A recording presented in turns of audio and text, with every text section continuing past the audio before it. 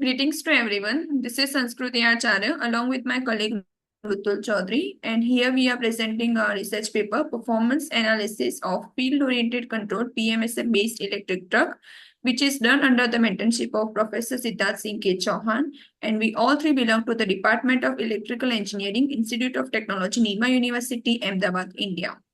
Basically, our paper is focused on simulation of electric truck, which is using PMSM motor. The whole simulation is carried out in the Simulink environment of MATLAB, and the simulation is basically focusing on different radiant conditions of the road surface, and the behavior of the proposed truck is analyzed in the whole simulation. Now we'll focus on each section one by one, starting with the introduction first. Thank you, Sanskruti, for introduction. Greetings to everyone. In introduction part, this part describes why world need to shift toward EV from IC engine vehicles. So as we know, IC engine vehicles is the most prominent reason for global warming. On the other hand, EV vehicle provide advantages like smooth driving experience, noiseless driving, and more enjoyable driving experience rather than IC engines. So in addition to that, electric vehicle and particularly electric vehicle trucks helps to enhance energy efficiency by 40% along with the limiting greenhouse gases emission by 30%. Further, this paper contains the control strategy of permanent magnet motor on which our electric truck is based. Then the drive cycle that we have selected is FTP72, and the environment that we consider for simulation is MATLAB Simulink. Further, this research will help researchers to analyze the behavior of electric truck based on the motor performance, like its control strategies and torque constant variation. Next chapter is powertrain architecture and drivetrain of electric truck. As it can be seen in the diagram, the power flow and the signal flow is shown of electric vehicle starting from the user input, which is basically a driver, following through electronic controller, battery energy storage unit, and power electronic controller, and lastly motor and differential. Along with that, the major components which are important for the electric vehicle operation is energy management unit and energy refueling unit, which is basically related to the battery charging and discharging. Further, this table 1 classification of vehicle based on GVWR. So GVWR is basically gross vehicle weight rating. Based on that rating, vehicles are classified into different classes as it can be seen 1 to 8. Based on their gross vehicle weight. Moving forward, different drivetrain configuration, as we can see, FWD, RWD, 4WD, and AWD are shown, among which rear wheel drive RWD is better option for trucks for better weight distribution and better acceleration. Further, comparison of different motors is shown in the table 2. We have considered 4 motors: DCM, induction motor, BLDC, and PMSM. Out of which PMSM seems to be more advantageous, as it can be seen in the table. The sign convention shows the advantages of the PMSM motor for particular parameters. The next chapter is method. Okay. Now, to understand the methodology adopted for the simulation, first we have to understand the schematic of the EV truck. To better understand the schematic of EV truck, the figure 2 is shown. As we know, for any vehicle body, there's a need of driver. Here also the need of driver is there. But here the driver is commanded to drive on a particular path, which is called as the drive cycle. Here we have adopted the standard FTP72 drive cycle. There are many different drive cycles are there, but we have chosen this one. After driver is given the particular path, the commanded a different unique path to drive, then the driver gives accelerator and brake command to the controller portion, and the controller portion is not just connected with the driver but also connected with the internal body of the vehicle, which is motor and other mechanical parts. From that, it receives different parameters like stator current and rotor position to have or to give the next gate pulses control to the inverter.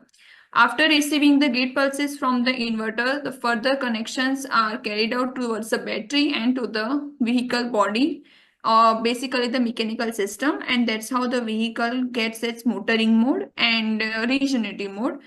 The vehicle body is also gives the feedback to the driver also, and that's how the driver continuously compares the drive cycle velocity and the vehicle velocity to give the next signal as in the form of acceleration and brake command signal. Similarly, the blocks can be observed in the simulation model of figure 3, which can be related or which can be referred from the figure 2. They are similar, just the components are looking different as the Simulink model is somewhat different than the schematic model, as we all know. Next, we can see table 3, which includes all system parameters considered for our simulation, or consider the vehicle mass of 3055 kg, which lies in the category of class 2. As we mentioned earlier, there are 8 classes are there of the for the different types of trucks, and here we have considered class 2 vehicle.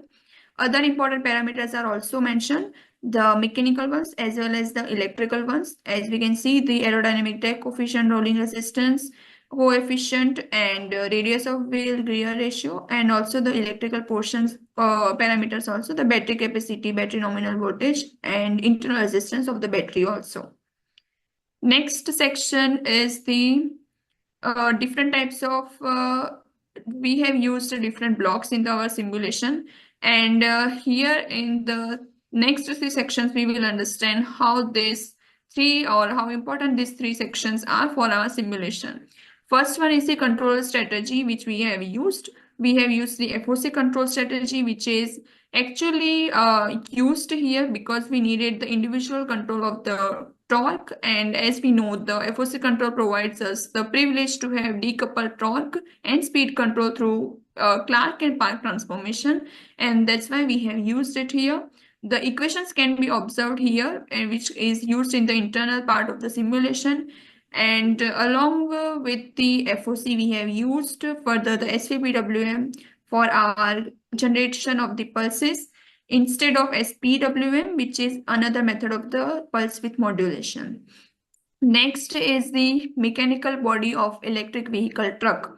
So it also includes, as you can see here, the figure 5 is basically the mechanical body of an EV truck. It is representing the mechanical body of an EV truck, where we can see most of the components are related with the mechanical body, the vehicle body, the wheels are also there, and the double shoe brake is also mentioned here.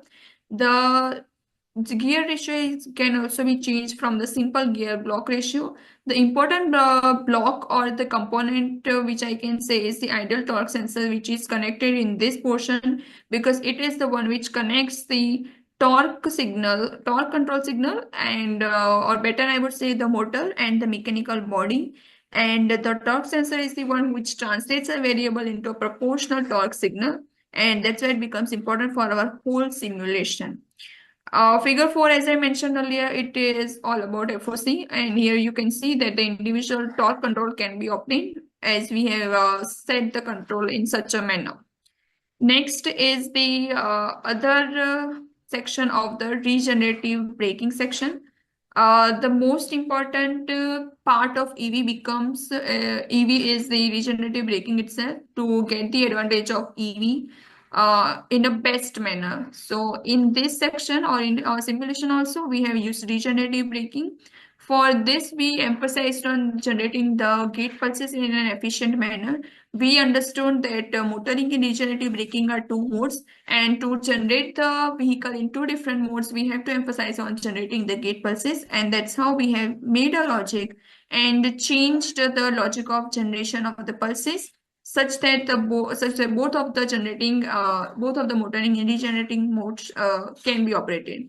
Here we can see that the figure 6 is representing the logic for regenerative braking for electric vehicle truck, where we can observe, simply I would say that when the motoring mode would be desired, then simply the gate pulses generated from SPPWM would be passed towards the inverter, and when there would be the need of regenerative power, then there won't be any gate pulses provided, but instead the motor will pass the power, or the power will flow from the anti-parallel diodes of the IGBT switches which are connected in the inverter.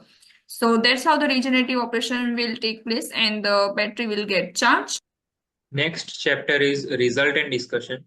So here we have focused on three cases such as gradient with 0 degree, gradient with 20 degree, and gradient with minus 20 degree. So basically gradient here denotes that the slope of the terrain. So here it can be seen in figure 7, A, B and C, drive cycle, vehicle feedback velocity and deceleration command are shown respectively. So in first figure, we have used FTB72 standard drive cycle for 200 seconds. The next figure, which is vehicle feedback velocity, it can be seen that nearly it is following the drive cycle FTP72. And further, figure C, which is a deceleration command. Basically, it is a brake command given from a driver block. So brake command will be high whenever the drive cycle slope of the drive cycle will be negative. And further, battery SOC percentage, it is observed in figure 8. So figure 8, A, B and C are basically the magnified version of figure 7. For better visibility, and this magnified version shows the duration of the regenerative time particularly. So in figure 8C, we can observe the SOCs slightly increasing during the deceleration command is high. So in case 2, which is for 20 degree uphill operation, here figure 9 and 10 denotes the vehicle feedback velocity for different torque constant 1.84 and 4 respectively.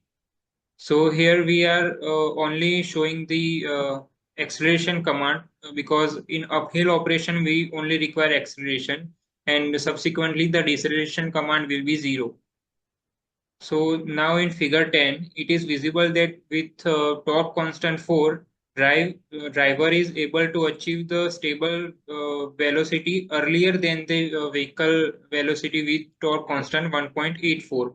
So here vehicle control designed so as to restrict the vehicle velocity up to 30 meter per second during the uphill operation. Further, in case 3, so case 3 is for 20 degree downhill operation. Since vehicle is moving downhill, so deceleration command is high continuously to apply braking, and acceleration command will be 0. Now this braking will be utilized for regeneration purpose, and it is visible in figure 11C. That continuously regenerative is happening, so the battery SOC percentage is continuously increasing. So this is how we carried out our simulation and research in MATLAB environment. So here result depicts the effect of the truck for both propulsion in regenerative braking durations. So we observed that by increasing the torque constant, we can enable the better acceleration capability of the electric truck. So as a scope of development, we can implement piezo circuit to improve the battery capacity, and eventually it will increase the range of the truck. So this was all about our research paper. Thank you. Thank you.